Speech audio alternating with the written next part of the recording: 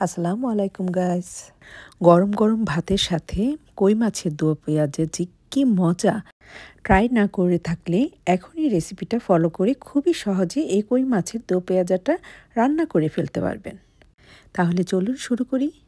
কই মাছের দো পেঁয়াজা রান্না করার জন্য আমি নিয়েছি 6 পিস কই মাছ। প্যাকেটে থাকা এই কই মাছটা প্রসেসিং করাই ছিল। প্রথমেই কই মাছটাকে 10 মিনিট লবণ পানিতে ভিজিয়ে রেখেছিলাম এবং ভালোভাবে ধুয়ে পানি ঝরিয়ে রেখেছিলাম। প্রথমেই মাছটার এপিঠ ওপিঠ হালকা করে চিড়ে দিয়েছি যেন দেখতে সুন্দর লাগে, আর সেই সাথে মশলাটাও মাছের ভিতরে ঢুকবে। একইভাবে সবগুলি মাছও আমি চিড়ে নিয়েছি। এবার ম্যারিনেট করে নিব। ম্যারিনেটের প্রথমে দিয়ে দিব লেবুর রস। ইচ্ছা করলে আপনি এটা স্কিপও করতে পারেন, তবে লেবুর রসটা দিলে ফ্রোজেন মাছের স্মেলটা সরে যায়। সেই সাথে দিয়ে দিব হলুদ গুঁড়া, লাল মরিচের গুঁড়া এবং লবণ, যা আমি আধা টিস্পুন করে নিয়েছি। এবার সব মশলা মাছের গায়ে মাখিয়ে দিব এবং চিড়ে রাখা জায়গাতেও মশলাটা মাখিয়ে নিব। সবগুলো মাছ একই নিয়মে মশলা দিয়ে মাখিয়ে নিব। মশলাটা মাখার কারণে মাছের আষ্টে একটা স্মেল যে আছে তা যেমন চলে যাবে, তেমনি টেস্টটাও বহুগুণে বেড়ে যাবে। এবার মশলা মাখানো মাছটা 10 মিনিটের জন্য একটা সাইডে রেখে দেব। এবার চুলায় একটি ফ্রাইং প্যান বসিয়ে দেব এবং দিয়ে দিব আধা কাপ পরিমাণ রেগুলার তেল। তেলটা হালকা গরম হয়ে এলে দিয়ে দিব মাছগুলি। চুলার হিটটা থাকবে মিডিয়াম টু হাইয়ের মাঝামাঝি। এবার অপেক্ষা করব 1 মিনিটের মতো। 1 মিনিট পর মাছগুলি উল্টিয়ে দেব। সবগুলি মাছ উল্টানো হয়ে গেলে আবারও অপেক্ষা করব ঘড়ি ধরে 1 মিনিট। এবার ভেজে রাখা মাছগুলি একটি পাত্রে উঠিয়ে রাখব। এবার ভেজে রাখা মাছের তেলে দিয়ে দিব একটা পেঁয়াজ।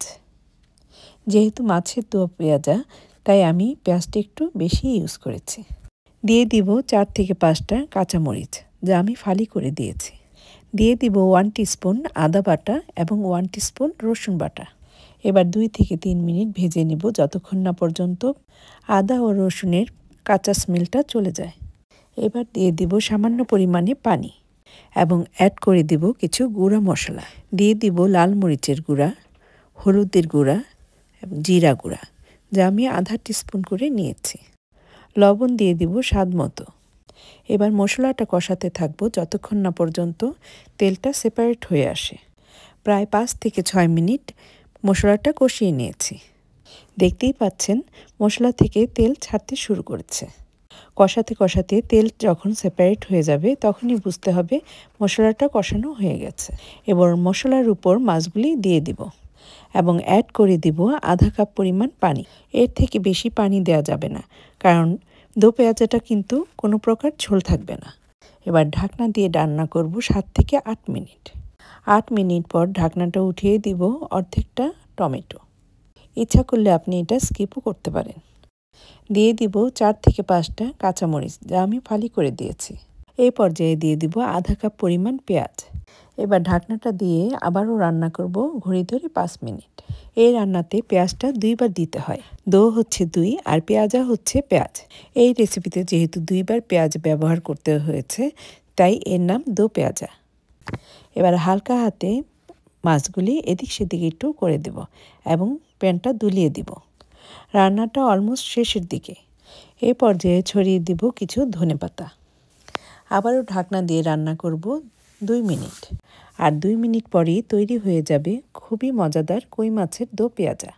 এটি গরম গরম ভাতের সাথে অসাধারণ লাগে।